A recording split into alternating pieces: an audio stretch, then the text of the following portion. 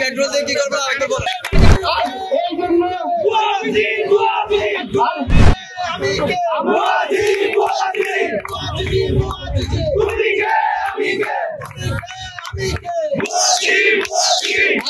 আমি আমার সহযোগীদের বলতে চাই, যদি আমাদের দাবি কিছু মেনে নেয় তাহলে আমরা শান্তিপূর্ণভাবে পরে চলে যাবো, আর না হলে আত্মজীবী আমার লাইফ যেন আমার পরিবারের না মানে নয়,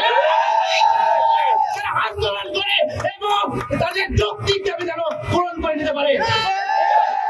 তুমি কে আমি কে, তুমি কে আমি কে, তুমি কে আমি কে,